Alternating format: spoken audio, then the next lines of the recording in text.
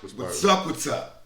What's going on? You know what it is. It's the Realist Budcast presents Chemistry of a Bodybuilder. Ladies and gentlemen, tonight we got the one, the only Cole Miller, ladies and gentlemen. Say hello.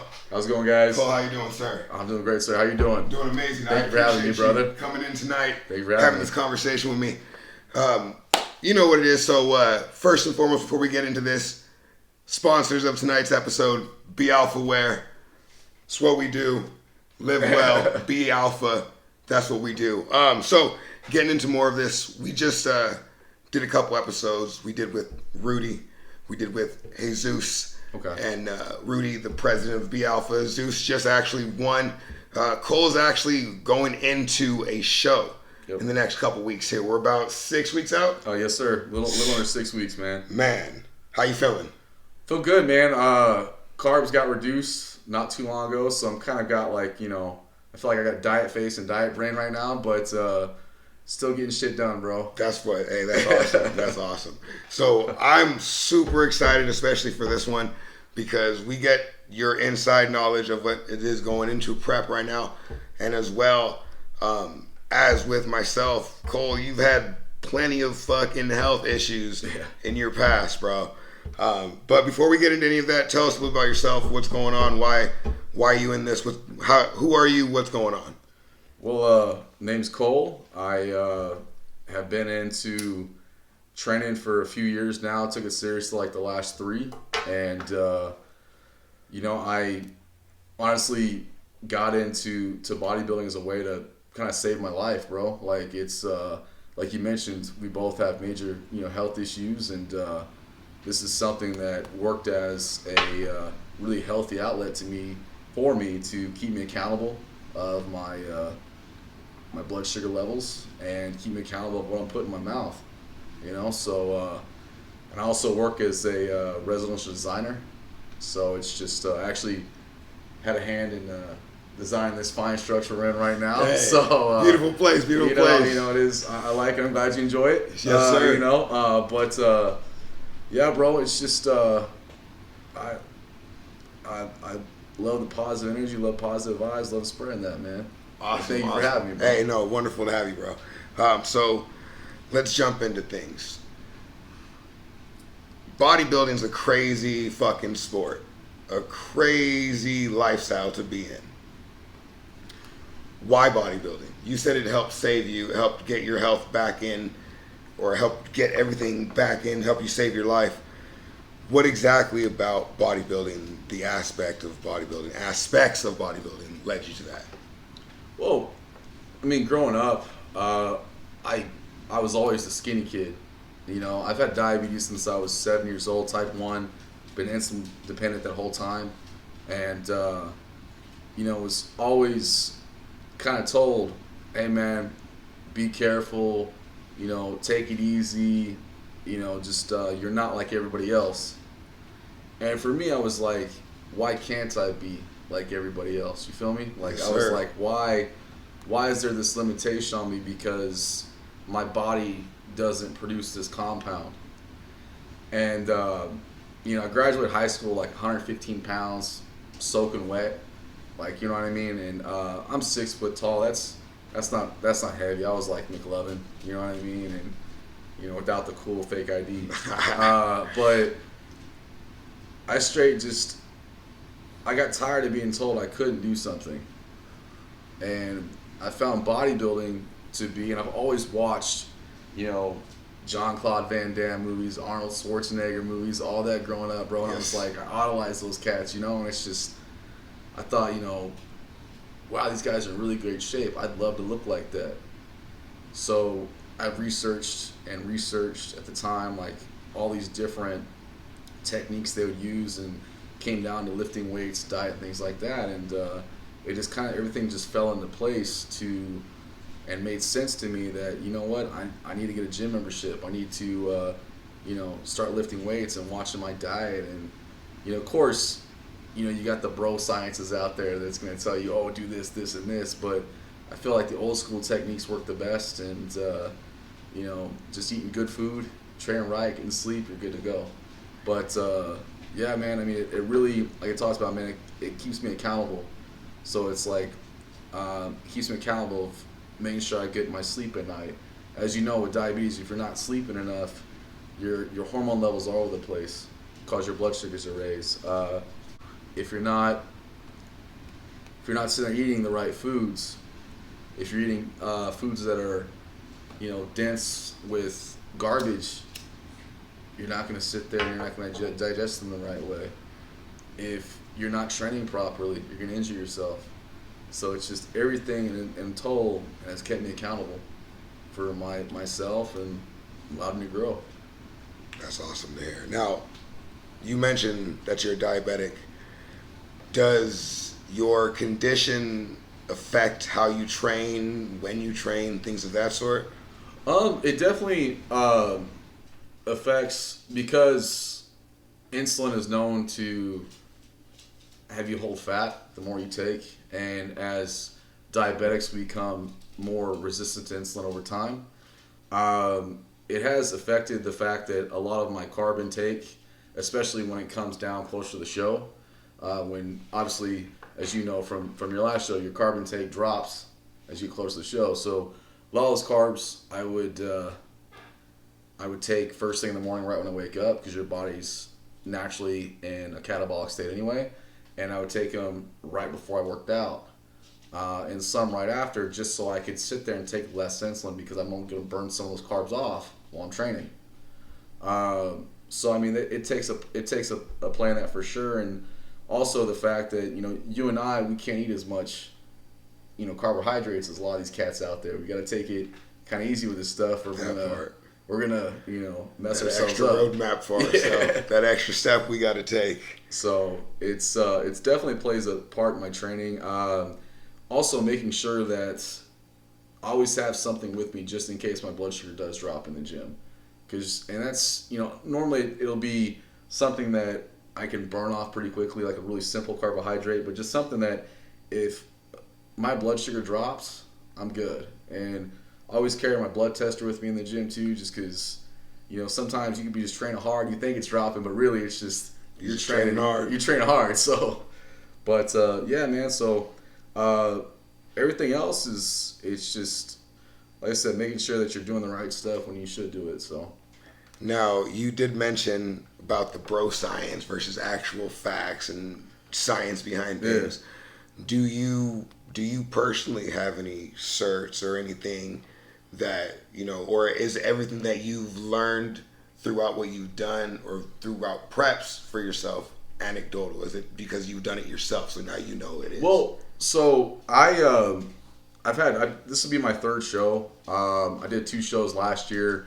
And actually, I've done some fair bit of research myself, but I really sought out someone that I felt like had a similar body composition to me, had the same goals in mind as me, and someone that could educate me further and help me. And that was my coach, Michael Sheedy.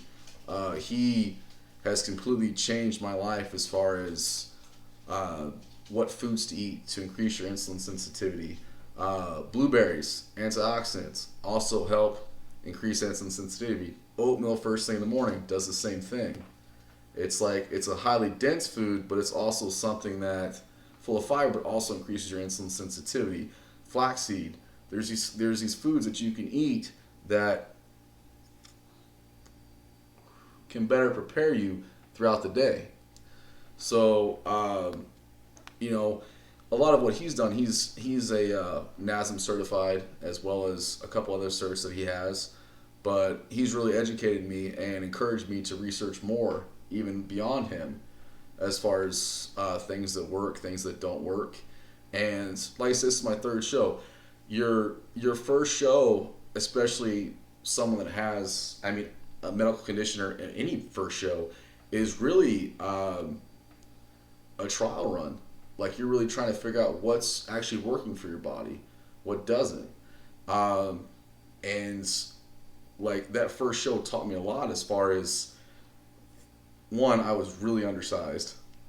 I really was. My muscle maturity wasn't great. I've basically taken a year to, put on mass and mature my muscles a little bit and get a little bit denser muscle fibers. But you learn a lot from that first show, just being backstage. You know what I'm talking about. You know, athletes, at first you're kind of like stern, stone-faced, but it's just, it just takes one bro to crack a joke, then everybody's like chill back there, and it's everyone's here for the same thing. We're here to battle. We're at a battle, but there's that respect for it too, man, because that's your Super Bowl, bro. Like, that's what you've worked, that's what you dieted months and months for.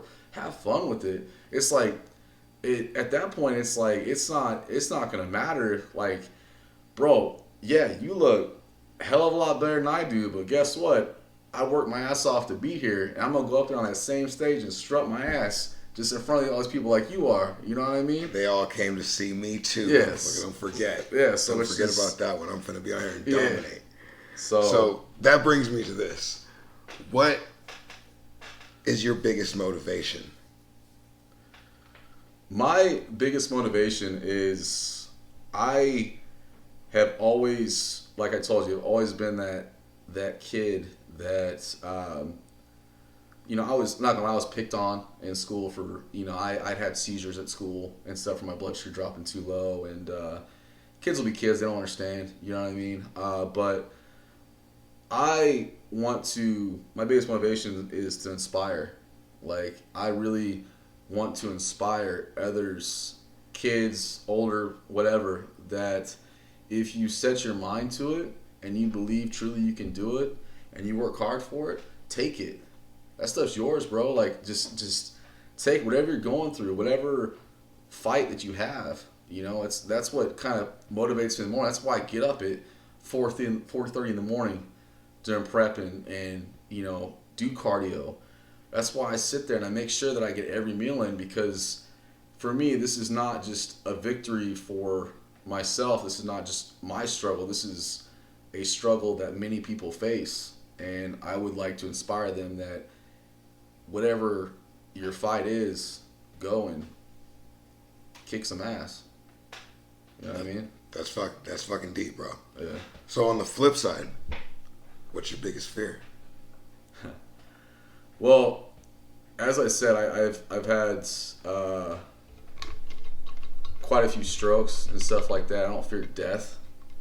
I do fear that one day my voice will be silenced, where I won't be able to function anymore, and that does scare me just because of the neurological things I've had happen to me. I don't fear defeat. I don't fear anything like that, because I feel like every defeat is an opportunity to rise once more. But I do fear not being able to talk to my loved ones and things like that because of that. And I do fear regret. Like, I don't want to regret not doing something. I don't want to regret anything, really. It's like in my early 20s, I wrote a song called No Regrets. I was in a rock band, and it's one of those things where you can't live in regret, bro. So, yeah. That's awesome. Yeah. That's awesome. So, do you have any other background in sports and athletics before bodybuilding, or bodybuilding your? Well, I just like most kids, I played sports. Maybe not most kids anymore. I don't know kids anymore, but you know what I mean. I played baseball as a kid, a little bit of football as well. But I played baseball, little league up through the high school areas, and then I played golf in high school as well, and was varsity and all that great stuff. My dad was a golf pro and actually played on the PGA Tour, so I think he wanted to relive his dream with me. And I honestly, like, I respect the hell of golf itself, but I could care less if I play it, honestly, unless it's out there with my pops or my buddies. I don't. It's like, it was such a chore though. High school makes my dad's like, make me out there and hit like 3-4 hours worth of golf balls, and I'm like, Dad, I just want to, go play football with my buds, like go do something like this. I'm like, golf is cool, but it's like I'd rather go do this. And baseball was, I played both at the same time, which was very hard because I kept swinging under the ball with my back because I was like so used to like a different motion with my hips. And I actually played Little League with Brian Harper, and Ron Harper was my Little League coach, and Bryce Harper was like 6 years old out there when we're like 9, 10 years old out there, you know. And then I see him like he's like 6'4", and I'm like, damn, bro. I remember little you. Yeah, I remember little you. Sign this. It's our Little League photo. But yeah, I've always done competitive style, competitive sports. Even I did inline skating, stuff like that, skateboard and all that stuff. Man, I was that kid. But like I think golf kind of prepared me like overall for bodybuilding, because golf, even though you're on a golf team, it's a very solo sport. It's basically you're up there, even though there's a team behind you, you're up there, you know, on your own. That's your stage. Just like golf, that's your tee box. So I would say that kind of prepared me for the whole competitive bodybuilding thing, if you would, if anything. And then, yeah, it's just, and I mean, I'm not gonna lie, like my my mom was also a type 1 diabetic. She passed like last November, right after I got nationally qualified. So, but she was also very encouraging of me because she was a diabetic since she was 16. So she knew how it was to, you know, have people tell you you're not like everybody else when all you want to be is to be like everyone else. That part. So yeah, she was very supportive of me to play sports and wanted to be out there and, you know, skin my knee and do all that stuff. And I mean, bro, I remember when I was 14, I got hit by a car on a GoPed that I should have been riding, but I did. You know, thanks, mom and dad. But no, it was something where, like, most moms have been like, I'm throwing this GoPed away. You know, my son almost died on it. Bro, she picked it up out of the street, threw it in the trunk of her car, and she's like, hey, I knew you'd be worried about it. Your GoPed's fine. Your face is kind of mangled, but your GoPed's good. The equipment's good. When you heal up, you can jump back on it again. Right? So. That's awesome. So, what are your goals? What is the end result for you in this bodybuilding game? Well, you and I like talked about this. We talked about this a little earlier, but my coach a few weeks back talked about the difference between realistic and unrealistic goals, and I was taken aback by that because I was like, you mean just realistic goals, right? Like, why the hell would I think of an unrealistic goal? And he just was like, what's your realistic goals? Not just in your career. I know you've got your separate career. Like, a lot of people have separate careers. What's your goal in bodybuilding? Like, your realistic, unrealistic. And I told him, like, realistically, right now we're like 9 weeks out. I really want to go out there, win my class, and battle for overall. I think that'd be a huge honor, and it's something I really want to do. I want to definitely bring home the overall for Alpha, baby. I'm just saying. Hey, but bring home that gold, baby. But I was like, and he's like, all right, that's a very fair, realistic goal. I think we're set up for that. He's like, what's your unrealistic goal? And I kind of had to think about it, but it was like, I think everyone that's gotten into bodybuilding has thought about it. And I want to walk across the Olympia stage one day. Like, I want to be, there's been, as far as I know, one other physique guy who's a diabetic, Jason Poston, that's walked across the Olympia stage. I want to be the second. But I also want to be the first one to walk up there that's a stroke survivor. You know, that'd be huge for me, just, again, to inspire people. But the whole point of this is the unrealistic versus realistic. So Michael, he's just like, then fucking do it, bro. And he's like, do you know why I asked you those questions? I was like, nah, bro, why? He's like, when your unrealistic goals become realistic, you know you're growing. You know you're achieving shit. And that was deep to me. That was resonating to me because you can apply that to any aspect of your life, like we were talking about, your career, whatever. Like, set those realistic, set those unrealistic goals. So my goal for bodybuilding is next few years, I'd like to go pro, and I'd like to earn my spot up there on the Olympia stage. So, success means something different to everyone. Mm-hmm. What would success mean for Cole?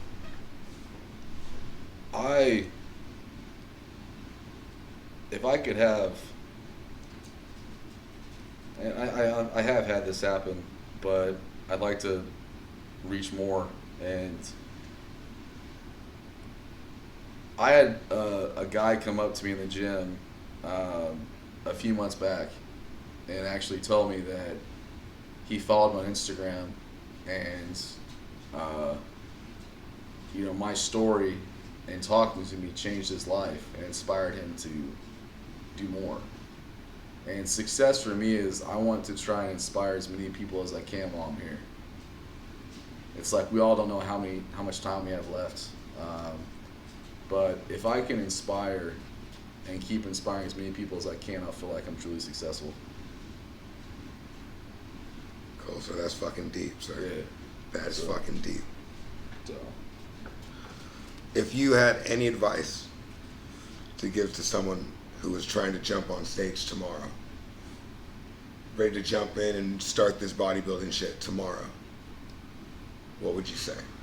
I think I would tell him or her to make sure you do your research. Don't take anything for face value. Make sure you research and you know how things are going to react with your body. And have fucking fun. It's like, this stuff this is a process. This is not for everybody. Like my friends, holy crap, they look at me like I'm like, from Mars, bro. Like they're just like, bro, why would you do that to yourself? Go get a cheeseburger. Go get some In-N-Out. Go get this. Let's, and let's go out drinking and stuff. But you know what? It's one of those things where all that would distract me from my ultimate goal. And it's just, I'm not about distractions right now. I'm about making action. So it's just, I would say have fun. Enjoy the process. Trust the process. It's like you and I touched about this earlier, man. It's like my coach hit me up. He's like, bro, you're going to lose your abs. I know Rudy said the same shit to you. You're going to lose your abs. Yeah, you're probably going to lose your abs. And unfortunately, to gain mass, you're going to sit there and have to gain some fat too. You have to sacrifice some stuff on the way right? there. Because, but trust me, they will come back.